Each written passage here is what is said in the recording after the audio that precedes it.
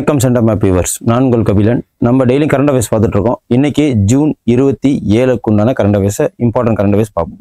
Current affairs எந்த அளவுக்கு importance அப்படின்னு பார்த்தீங்கன்னா, இப்போ நடந்து முடிஞ்ச குரூப் 1 எக்ஸாம் வச்சே நம்ம இது எந்த அளவுக்கு கவர்மெண்ட் இம்பார்ட்டன்ஸ் கொடுக்க ஆரம்பிச்சிடுச்சு அப்படின்னு சொல்லிட்டு நல்லாவே புரியும் ஸ்டூடெண்ட்ஸ் உங்கள் எல்லாருக்குமே. ஸோ வரப்போகிற குரூப் 4 எக்ஸாமுக்கும் group 2 exam, RRB and SSC, CGL, CHSL எல்லாத்துலேயுமே வந்து கரண்ட் அஃபேர்ஸ் சம்மந்தமாக கிட்டத்தட்ட ஒரு 10 கொஷின்ஸ் வர்றதுக்கு வாய்ப்பெல்லாம் கிடையாது, கம்பல்சரியாக வரும். ஓகேங்களா? ஸோ டெய்லி கரண்ட் அஃபேர்ஸை நீங்கள் வந்து ஒரு 5 மினிட்ஸ் ஸ்பெண்ட் பண்ணுறதுனால உங்களுக்கு மார்க் இன்க்ரீஸ் ஆகும். ஓகேங்களா?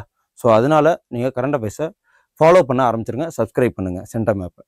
இன்னைக்கு ஜூன் 27 என்னென்ன இருக்குன்னு சொல்லிட்டு பார்ப்போம். இது பார்த்தீங்கன்னா தெரியுதா என்ன அப்படின்னா, தமிழ்நாடு அதாவது கேரளாவில் இந்த பட்டர்ஃப்ளை இருக்கு இல்லைங்களா, பட்டர்ஃப்ளைக்கு பேர் மாற்றிருக்காங்க. அது என்ன அப்படின்னா அராலாம் பட்டர்ஃப்ளை சாங்சுவரி, அதாவது சரணாலயம், அதாவது வண்ணத்து பூச்சி சரணாலயம். இது எங்கே இருக்குது அப்படின்னு பார்த்தீங்கன்னா கேரளாவில். ஓகேங்களா? இது எங்கே இருக்குன்னா அராலாம் வைல்ட் லைஃப் சாங்சுவரியில் இந்த பட்டர்ஃப்ளை சாங்சுவரியாக அறிவிச்சிருக்காங்க.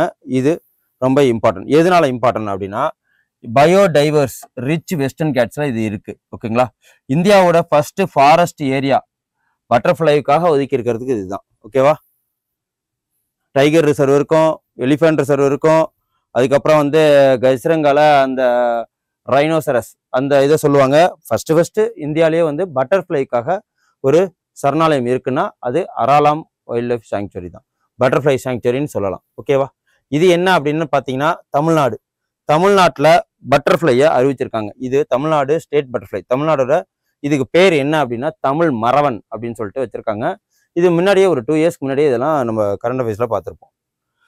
கேரளாவில் இந்த பட்டர்ஃப்ளையை ஸ்டேட் பட்டர்ஃப்ளையாக அறிவிச்சிருக்காங்க. அது பேர் என்ன, மலபார் பேண்டட் பீகாக்குங்கிறது. ஸோ இதுதான் மலபார் பேண்டட் பீகாக். ஓகேவா? அதுக்கப்புறம் இதுதான் மகாராஷ்டிரோட ப்ளூ மார்மன். இந்த இதுதான் நல்லா தெரியுதா, ஒரு 5 பட்டர்ஃப்ளையை ஸ்டேட் பட்டர்ஃப்ளையாக அறிவிச்சிருக்காங்க. இப்போ கேரளா பார்த்தாச்சு, தமிழ்நாடு பார்த்தாச்சு, இது வந்து மகாராஷ்டிரா உள்ளது. இதுக்கு பேர் என்ன அப்படின்னா மகாராஷ்டிரா ப்ளூ மார்மான்ங்கிறது. இது வந்து சிக்கிமோட ப்ளூ டியூக்குன்னு சொல்லுவாங்க. டியூக் பைக்கு கூட ஞாபகம் வச்சுங்க, அதில் ப்ளூ கலரில் டியூக் பைக் இருக்குன்னு ஞாபகம் வச்சுங்க. சிக்கிமோட ப்ளூ டியூக்குன்னு சொல்லிட்டு இது வந்து கைசரி ஹிண்ட், இது அருணாச்சல பிரதேசில் உள்ளது. இதெல்லாம் அங்கே மட்டும்தான் இருக்கும். அதனால தான் இதை ஸ்டேட் பட்டர்ஃப்ளையாக அறிவிச்சிருக்காங்க. ஒரு 5 ஸ்டேட்டுக்கு மட்டும்தான் அறிவிச்சிருக்காங்க. அதுக்கப்புறம் இவங்க யாருன்னு நல்லா பார்த்தீங்களா, இவர் ஒரு இந்தியர். அஸ்ட்ரானட்ல ஒரு நாசாவோட விண்வெளி மையத்திலேயே போய் தங்கி அங்கே ஆராய்ச்சி பண்ணுறதுக்கு இவருக்கு வாய்ப்பு கிடைச்சிருக்கு. அவர் தான். இவருக்கு என்ன அப்படின்னா, இவர் பேர் என்ன, சுபான்ஷு சுக்லா அப்படிங்கிறது இவர் பேரு. ஒரு ஃபர்ஸ்ட் இந்தியன். ஓகேவா? First Indian astronaut international space ஸ்டேஷன்ல போய் இருக்க போறார். Indian astronauts. இவர் வந்து இவர் பேர் என்ன, சுபான்ஷு சுக்லா அப்படிங்கிறது. ஓகேங்களா? இவர் தான் வந்து நம்மளோட ககன்யான் திட்டத்துக்கும் இவரை சூஸ் பண்ணி வச்சிருக்காங்க. ஓகேங்களா? Indian astronauts board of international space station. ஓகேங்களா? எங்கன்னா நாசாவோட ஸ்பேஸ் ஸ்டேஷன்ல போய் தங்கி ஆராய்ச்சி பண்ண போறார். ஓகே. அப்புறம் பிரசாந்த் நாயர், இவரு வந்து யாரு அப்படின்னா, இவரும் ஒரு இந்தியன் அஸ்ட்ரானட்ஸ் தான்.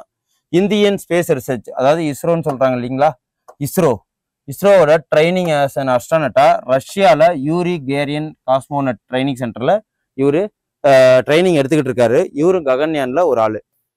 அதுக்கப்புறம் அஜித் கிருஷ்ணன், இவர் என்ன அப்படின்னா 2003 ஃபிளையிங் இன்ஸ்ட்ரக்டர். ஓகேங்களா? இவரும் சூஸ் பண்ணியிருக்காங்க. இவர் என்னன்னா 2000 ஹவர் எக்ஸ்பீரியன்ஸ் இன் ஏர்கிராஃப்ட்ல இருந்திருக்கிறாரு. MK MiG-21ல இவரையும் அதில் சூஸ் பண்ணியிருக்கிறாங்க.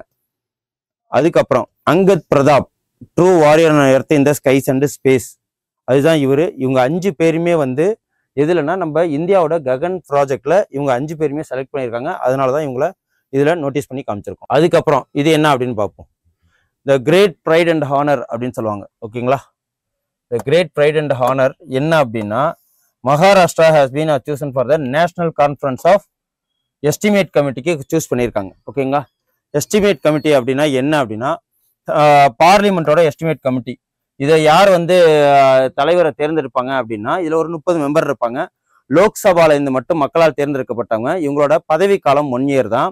இவங்களை சூஸ் பண்ற தலைவர்களை யார் சூஸ் பண்ணுவாங்கன்னா, லோக்சபாவோட ஸ்பீக்கர், இப்போ ஓம் பிர்லா இருக்கார் இல்லைங்களா, அவர் தான் சூஸ் பண்ணுவாரு.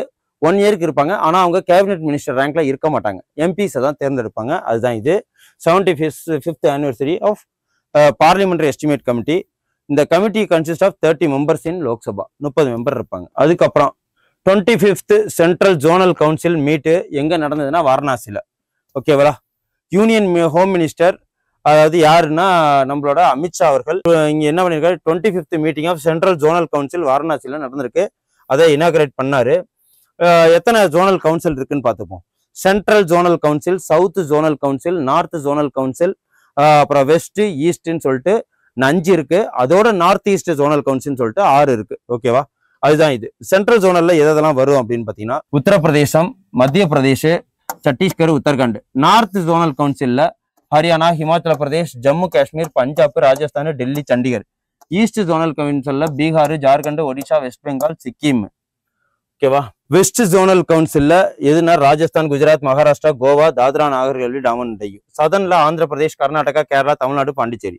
இந்த நார்த் ஈஸ்டர்ன் கவுன்சில் அது எப்போ ஆரம்பிச்சதுன்னா 1971 ஆக்ட் ஆஃப் பார்லிமெண்ட் மூலியமா இதை ஆரம்பிச்சாங்க. இதுதான் இது, நோட் பண்ணி வச்சுக்கோங்க. ஓகேங்களா? அப்புறம் ஸ்போர்ட்ஸ் நியூஸ்ல நம்ம நீரஜ், இவர் வந்து ஒலிம்பியா அவார்டு வின் பண்ணவர். இவர் என்ன பண்ணியிருக்காரு, ரீசெண்டா நிறைய ஜாவ்லின் இதுல கோல்டு மெடல் வாங்கிட்டு இருக்கிறாரு. நம்மளோட இப்போதைக்கு நீரஜ் சோப்ரா வின்னிங் த்ரோ தான் 85.29 மீட்டரு ஜாவ்லின் த்ரோ பண்ணி 3rd ரவுண்ட்ல டாப் 9 மேன்ஸ்குள்ள வந்து இவர் என்ன வந்து வேர்ல்டு அத்லட்டிக் டூர் கோல்டு லெவல்ல என்ன அவார்டு வாங்கியிருக்காருன்னா கோல்டு அவார்டு வாங்கியிருக்காரு. ஓகேங்களா? அதுக்கப்புறம் இன்னைக்கு உண்டான இம்பார்ட்டன்ஸ் டே என்ன அப்படின்னா, இவங்களை பார்த்தாலே தெரியும், ஹெலன் கெல்லர். இவங்க கண்ணு தெரியாதவங்க. இவங்க வந்து என்ன பண்ணியிருக்காங்க, நிறையா வந்து மோட்டிவேஷனாக இருப்பாங்க. ஓகேங்களா? இவங்களோட இந்த அளவுக்கு உயர்த்தினதுக்கு காரணமே யாருன்னா இவங்களோட டீச்சர்ஸ். ஓகே, இவங்க ஒரு நர்ஸ் வேற. ஓகே, இன்னைக்கு 27 ஜூன் ஹெலன் கெல்லர் டேவா நம்ம கொண்டாடுறோம். என்ன இதோட இன்னைக்கு தீம்னா cultivating leadership together we grow அப்படிங்கிறதான் இதோட தீம். ஸோ நோட் பண்ணி வச்சுக்கோங்க. அதுக்கப்புறம் ஸ்கீம்ஸ், தினம் ஒரு திட்டம் ஸ்கீம்ஸ்ல இன்னைக்கு 2 ஸ்கீம்ஸை பார்க்க போறோம். கலைஞர் கைவினை திட்டம் அண்ட் விஸ்வகர்மா திட்டம். ரெண்டுமே ஒண்ணுதான், ஆனா பேர் மட்டும் வேற. ஓகேங்களா? கலைஞர் கைவினை திட்டம் அப்படின்னா என்ன அப்படின்னா, இதுல ஒரு 25 இது வரும். 35 வயசுக்கு மேல உள்ளவங்களுக்கு ஒரு 25 இது. எக்ஸாம்பிளுக்கு கோல்டு ஸ்மித், தங்கம் செய்யறவங்க, கொத்தனாருங்க, அப்புறம் தச்சர் அவங்க, அதுக்கப்புறம் வந்து முடி வெட்டுறவங்க, பானை செய்யறவங்க, கூடை முடியறவங்க, அதுக்கப்புறம் வந்து நெய்தல், அதாவது துணி நெய்யறவங்க, நூல் நெய்யறவங்க, இவங்க அனைத்துமே வந்து என்னன்னா ஒரு கைவினைகளாக கருதி அவங்களுக்கு லோன் கொடுக்கறது. ஓகேங்களா? எப்படின்னா 30% டோட்டல் லோன்ல மானியம் கொடுக்கறது, வட்டியில 3% மானியம் கொடுக்கறது அப்படின்னு சொல்லி அவங்கள கைவினைகளை இம்ப்ரூவ்மெண்ட் பண்றதுக்காக ஆரம்பிக்கப்பட்டது தான் விஸ்வகர்மா திட்டமும் கலைஞர் கைவினை திட்டமும். அதுதான் இது. ஓகேவா? எப்போ ஆரம்பிச்சிருக்காங்கன்னா டேட் முக்கியம், 19 ஏப்ரல் 2025. தொடக்க விழா எப்படின்னா சேக்கிழார் அரசு ஆண்கள் மேல்நிலைப் பள்ளியில வளாகம், குன்றத்தூர், காஞ்சிபுரம் மாவட்டத்தில் ஓப்பன் பண்ணியிருக்காங்க. மத்திய அரசு 2023 கொண்டது விஸ்வகர்மா திட்டம் மாணவர்களை குலத்தொழிலை செய்ய ஊக்குவிக்கிறது. ஓகேங்களா? அந்த குலத்தொழில் இதுதான் இது. இதற்கு மாற்றாக அனைத்து கைவினை கலைஞர்களையும் உள்ளடக்கிய திட்டம் தான் கலைஞர் கைவினை திட்டம்னு சொல்றாங்க. இதுதான். அதுக்கப்புறம் சென்ட்ரல் கவர்மெண்ட் பிரதம மந்திரி விஸ்வகர்மா ஸ்கீம். இது என்ன அப்படின்னா, விஸ்வகர்மா திட்டத்தில் வயது 18 வரைக்கும் உள்ளவங்க, கலைஞர் கைவினை திட்டத்தில் வயது 35க்கு மேல உள்ளவங்க, அதுல 5 வருஷம் எக்ஸ்பீரியன்ஸ் இருக்கணும். அதுல அப்படிலாம் கிடையாது. விஸ்வகர்மா திட்டத்தில் 18 வகை கைவினை துறைகளுக்கு முதலீடு மானியம் இல்லாமல் கடன் சொல்லியிருக்காங்க. ஓகேங்களா?